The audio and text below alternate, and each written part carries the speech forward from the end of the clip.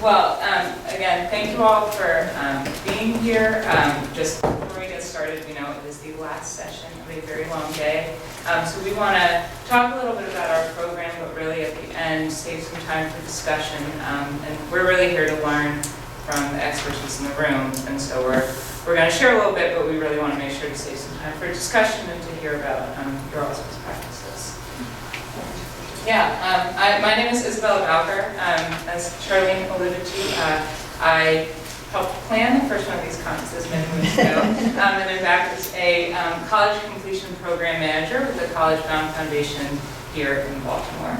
Hi, I'm Jennifer Covahey. I am the Director of College Success at College Bound, which oversees the college completion program. So we're just really quickly going to talk a little bit about who we are, and sort of our thesis of this presentation is how we leverage our relationships in a couple of different categories to really help students persist to and through college. Talk about some things that are really working well for us, some things that we know we should and could be doing better, and then at the end, like I mentioned, sort of open the space up for some discussion as a group. So College Bound has been around here in Baltimore City for quite a while. The program was originally founded in 1988. And originally it was sort of seen as a scholarship provider, right? So take Baltimore City High School graduates, give them some funding, and operate in the high schools.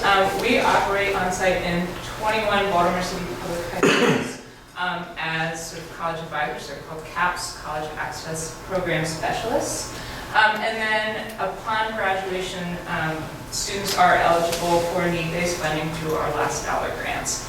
College Bound also administers $4 million in annual scholarships. Not all of those scholarships lead directly to our college completion program, but College Bound sort of exists in the Baltimore public school ecosystem from as early as middle school through, for some students, college graduation. So again, the college completion program is really focused on that transition from high school graduation to the start of college and to college graduation, but the ecosystem is something that students are familiar with before they start at our college completion program.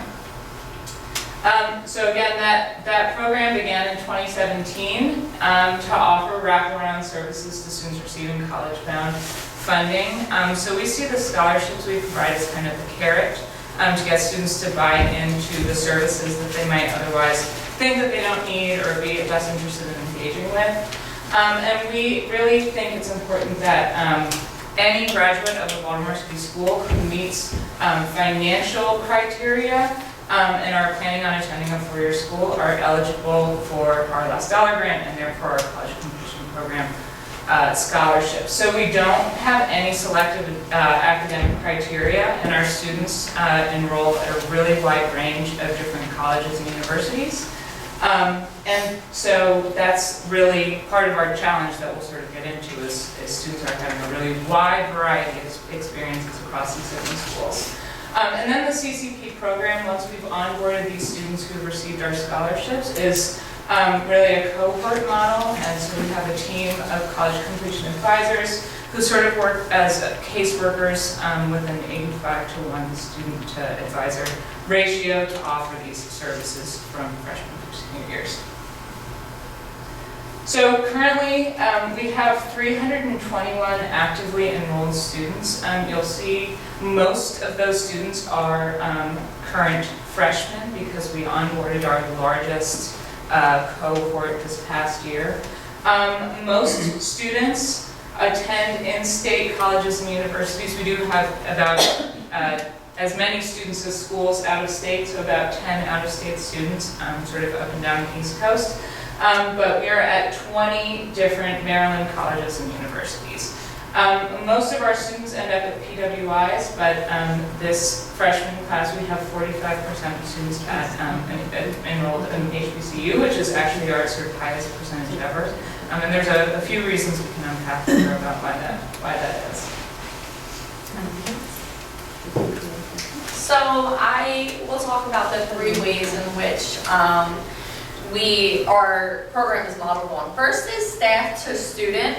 Our reputation in the community, we hold one-on-one advising with students, office hours, virtual communication via Zoom, through our college completion program, but also in high school, and then a pipeline for building internships and careers for students. So first, College Bound serves Baltimore students for over 35 years, as was mentioned.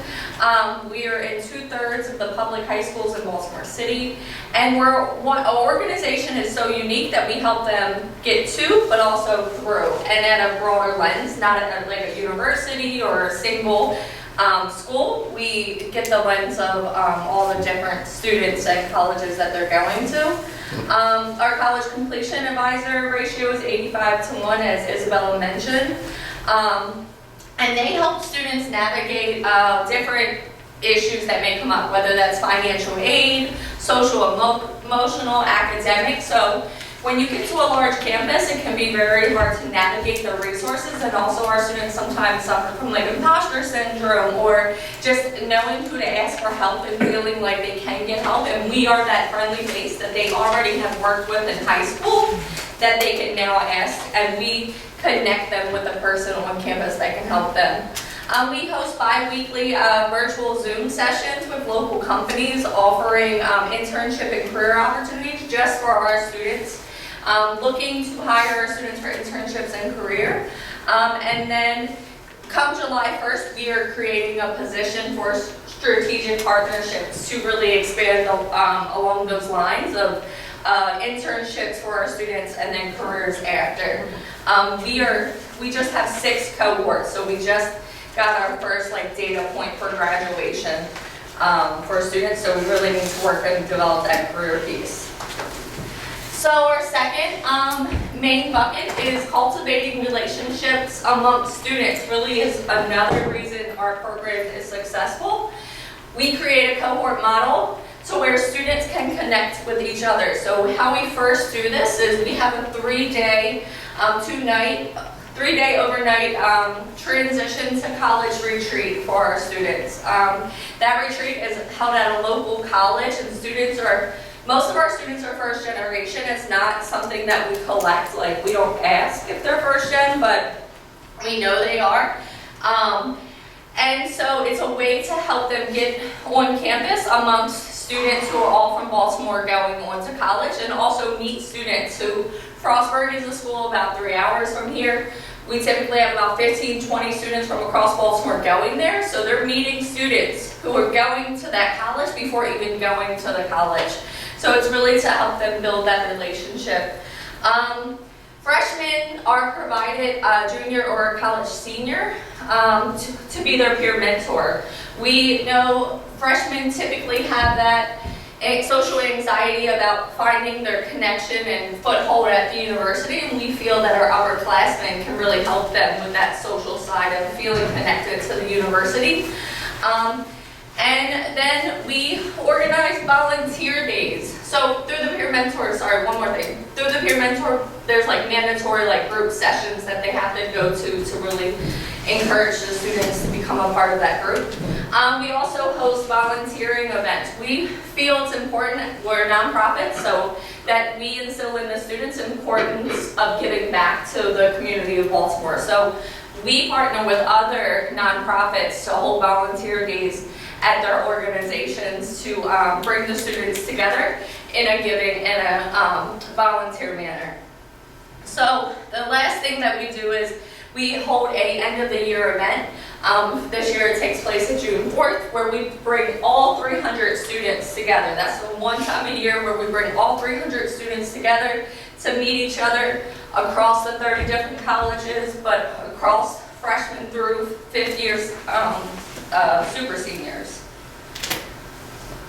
So our third bucket of creating a successful program is post-secondary institutions to student connections. So that's through admissions representatives. So we have MOUs with a lot of colleges in Maryland, where they've signed and agreed that they will give us an admission representative for our high schools. They will also give us a financial aid representative that knows our students and works directly with us to help students navigate those financial aid issues or concerns. And then lastly, what we call a campus liaison, and that's the person on campus who can help us help the student navigate the resources that are being offered at the college for their success. So because we're at 30 different colleges, we can't know every resource that this college has to offer their students. So we go to our campus liaison to say, this student is suffering or needs help with a tutor. How do we find them a tutor? Or where do they go to get that help? And so or social emotional depression, whatever it may be, we help them navigate the resources, and that person helps us do that.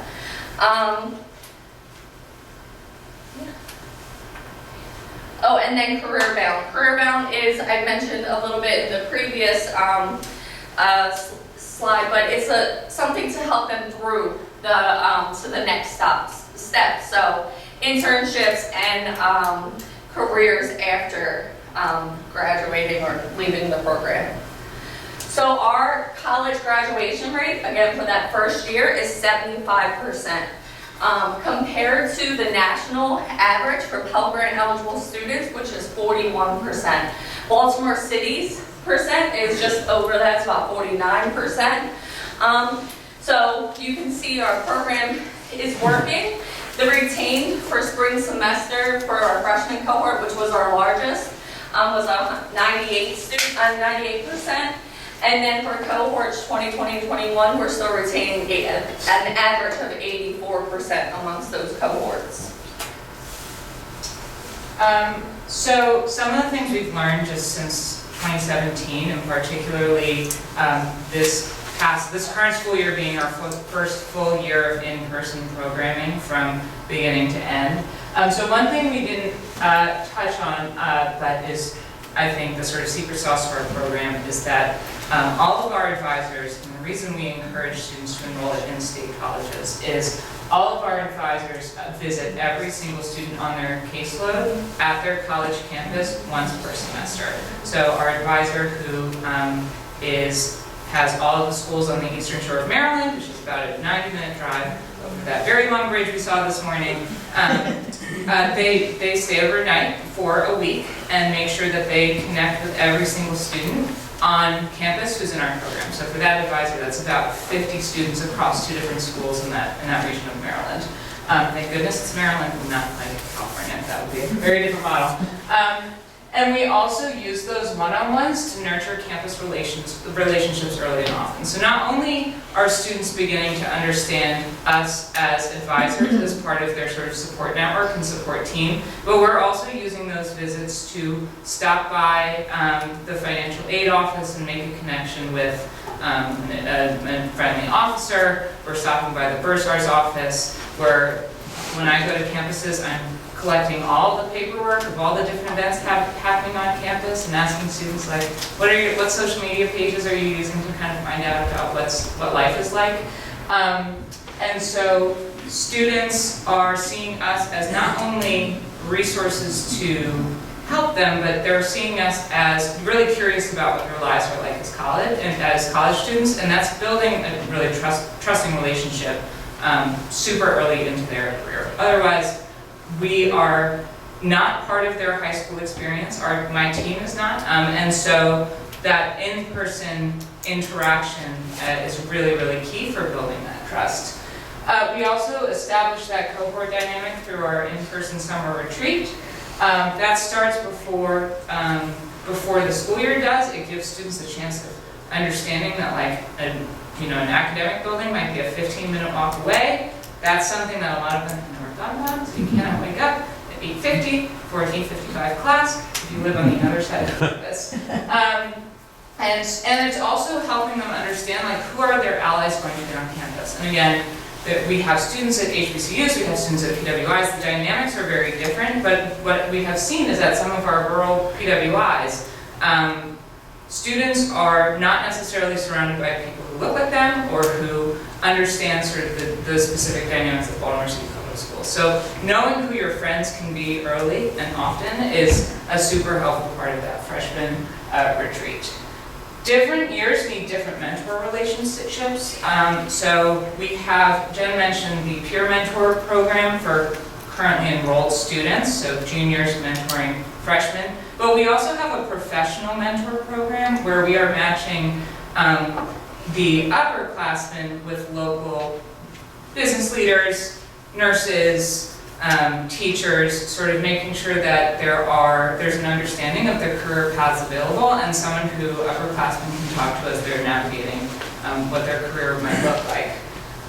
Mental health is a growing concern. That's, I think, something that we're all pretty familiar with. And students are really actually hungry for connection, but don't always take advantage of connection that is provided for them, and don't necessarily feel particularly empowered to take risks. There's a lot of fear that we've been identifying this year about like, well, if no one's gonna go, I don't wanna be the first one to go, I don't wanna put myself out there. And so as we think about next steps, it kind of flows in, how can we kind of gently nudge students to take risks safely, to identify what is the difference between fear that is based in real danger and fear that is based in discomfort but is actually a real moment for growth. We know that we need to improve some of our evaluation measures and processes. We are lucky to be here with people who we can learn from in that regard. And we need to start sort of linking these early success indicators, early warning indicators, whatever the jargon is these days, to student supports, right? So we have a lot of fantastic anecdotal data about what students are going through. We have a lot of these informal relationships that we're leveraging, but how can we sort of systemically look at what are trends that we're noticing? I think one of our next projects next year is going to be tracking students who need to take remedial math courses, right? So remedial math is a good sign that you're not necessarily prepared for higher level math courses, which if you're going to be an electrical engineer is going to be a problem that we want to help you address pretty early. We are also thinking about ways of more strategically mapping how College Bound interacts with students from that high school to college transition. So right now we don't have one unified dashboard to help us see, students who were engaging with College Bound in 9th grade and when they were engaging as seniors in college, but it's something that we're building out. And then there's a lot of just expanding and improving some of those pathways for professional mentorship, for internships, and for making sure that students have access to really valuable career learning opportunities and placements. And all of that we're trying to do while very sustainably. We are onboarding 225 freshmen this summer, which is up from 155 last summer, and so that's a lot of program growth that we want to make sure that we're doing in a way that is responsible and maintains the quality of the programming that we offer to students. And just to give some, we started, our class of 2017 was 44 students. So 6 years later, we're at 225. It's due to the success of the program and graduation rate, but we do need it. It needs to be sustainable. So this is kind of that discussion piece I mentioned at the beginning, and I know it's getting late, and so we can maybe transition over to the question. But just as some lingering thoughts, the things that we're thinking about, and we hope you're thinking about too, is what types of relationships would your students, if you're student-facing, or your organization benefit from most? So what opportunities are available through these relationships? What are the barriers for developing or sustaining them? So we at College Bound can see ourselves as, among many things, our expertise is in connecting people and connecting students to opportunities, but that requires sustained relationships. So what are the opportunities of these relationships and barriers to them? I don't know if anyone has any thoughts on that. topic or anything? It's not really an answer, but something that's coming to mind is how do you guys support expenses that come up like during college? So different course materials, or if they're involved in something like they need travel assistance or supplies, equipment. So I think that's a great question. When it comes to one part of being in the program, we review all financial aid packages before accepting them into the program. So students have to be fully covered when it comes to tuition and fees, and it's living on campus, room and board. And that can incorporate loans, but their out-of-pocket expenses cannot exceed, we have like an internal, we say nothing, but internal like $1,000, because we feel that that is something that our families could probably find resources for. But we know the students we're serving, $2,000 cap would limit them for succeeding and continuing in college, but life happens, right? So a student breaks a tooth and has to go get emergency dental work, but now they can't pay that bill, which is stopping. Now their face is throbbing and they can't concentrate. So we actually established an emergency fund for those types of situations in which students can apply for. They can get up to $2,000 in 1 year, and it just those type of exact expenses. So great question. Yeah, I know like laptops get stolen. Exactly. And we, for laptops, so we actually have a loaner program. So students can come to it, most colleges do as well, but they can come to us and we'll loan them out a laptop for as long as they need it.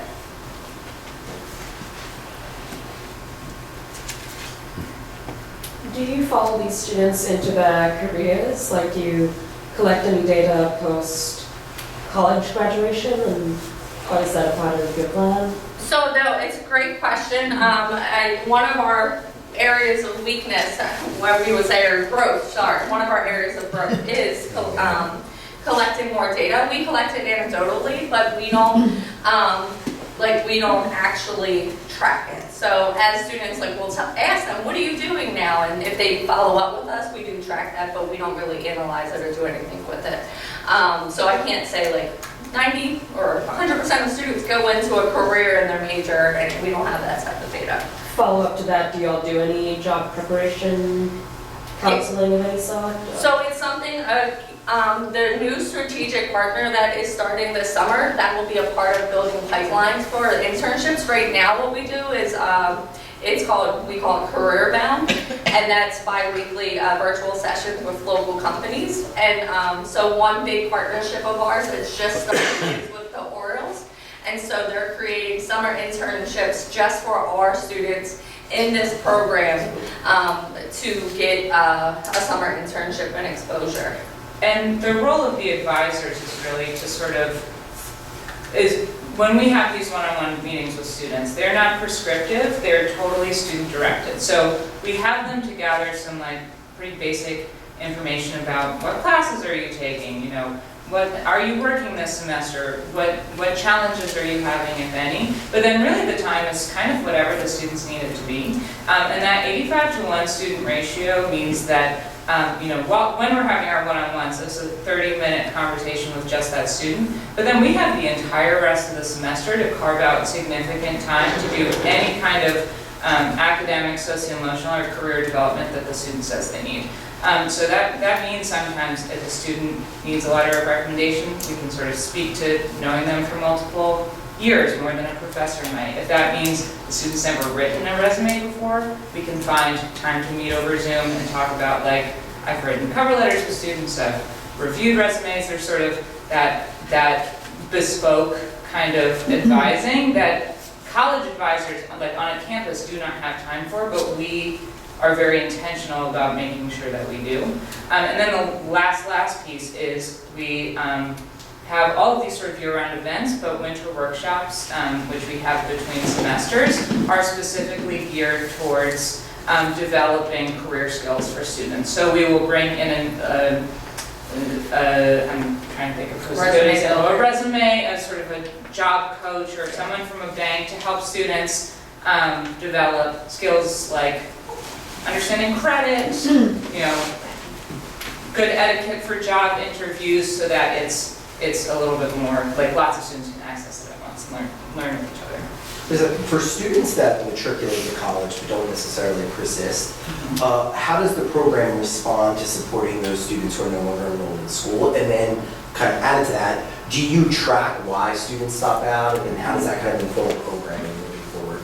So you'd think this was different, but this morning, a student who was academically dismissed from his college in the fall and had not been in touch all semester texted me this morning and said, I would like to return to college.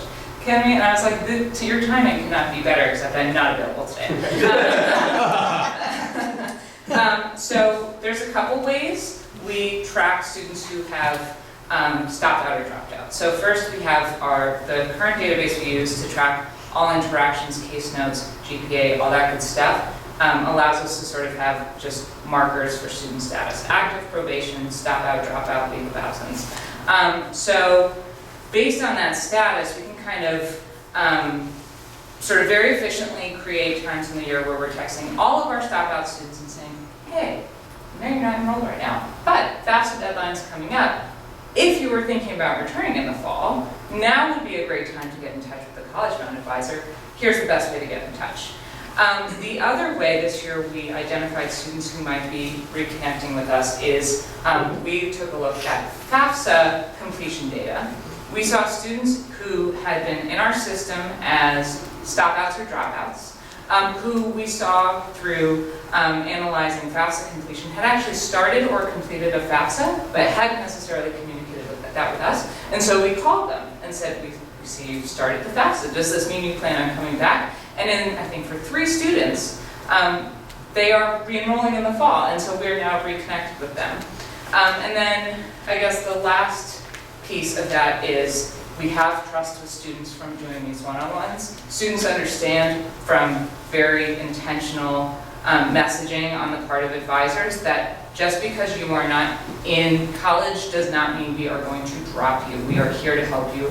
We want you to be successful, whatever that might look like. So it's called College Bound, but again, the student texted me because he knew that like he's still part of our sort of ecosystem. We want to make sure that he's connected, and so you know, we're going to talk tomorrow about what his options are going to be and make sure that, you know, because our caseloads are smaller, that we actually have time to talk thoroughly and meaningfully about what those options are. And I'll just expand a little bit. So where we see the biggest drop-off, which I'm sure a lot of data nationally shows, is between freshman and sophomore year. So if a student is telling us that they're just, if it's an academic reason or if it's social emotional whatnot, they're the students we're following up with. But some students are just like, I tried it for a semester, college is just not my thing. I really want to do X. And so then we are helping them in that time with like finding a program. So for example, there's a a tech program called Empower. We help that student connect, that freshman connect with a program that got them certified in IT. We had another student do like solar panel installation. So they're not a part of our graduation data because they didn't graduate college, but we've had help students with the ASVAB and going into the military. So definitely, and then some students just ghost us and we have no idea what happened or what caused them to stop out or drop out. So that happens as well.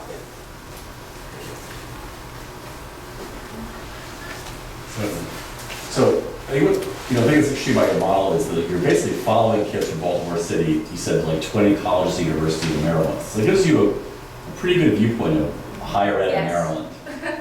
And it seems to be at least over time, maybe you've got to update it now to like identify like what are sort of common barriers and what are sort of unique to campus barriers. And to me, that would be very useful for the field, like to be able to distinguish between what's a general problem a first generation student might have wherever he goes, and what might be particular to big school, small school, HBCU, non. Yep.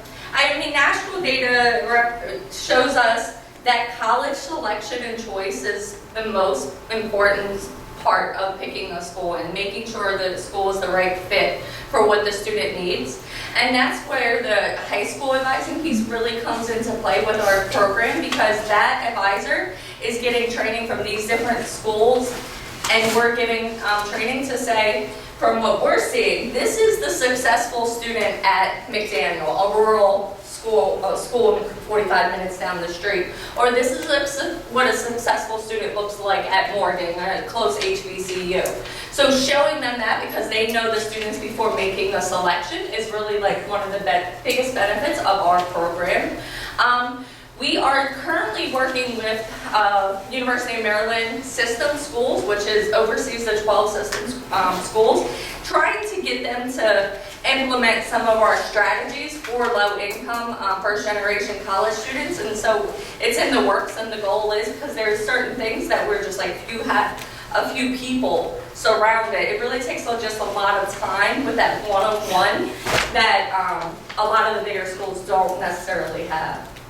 But yeah, to your point, I think it's something that we can start doing, we are sort of at this bird's eye view, and Jen's being very modest, that she's sort of in with all of the campus presidents and sort of people in positions of authority. We know what is working. We do a pretty good job of disseminating it with specific schools, so we can say, hey, Bowie State, or hey, Morgan, you know, you're saying this is an issue, here's how this other school with similar challenges is addressing it, but it's something that we can maybe think about disseminating more widely and you know, getting on some content. And we do that at the state level as well when it comes to our state financial aid program. One school is not getting the same amount of money as another, and we're just like, what's the disconnect, right? And so it's another benefit of the role we do. We get to see best practices. I'm wondering if you all, to answer like these specific questions, I was like having a hard time, and then I thought about like all of the student voice stuff that we're talking about. Do you have opportunities to do things like empathy interviews to kind of better unpack and understand some of these questions? Yes, so some of those students this morning were at bars at the end, but I think that's something we are thinking about doing a little bit more against our word systematically. And also thinking specifically about, you know, I think we know our students pretty well. I think our one-on-ones probably are sort of empathy interviews, but then how do we leverage kind of what our relationships that we have in the community or outside of the sort of college-bound framework to then help answer the questions that come up with students, or help them deal with the things that we know that they're going through, or help them really meaningfully, if not solve, at least feel comfortable with the challenges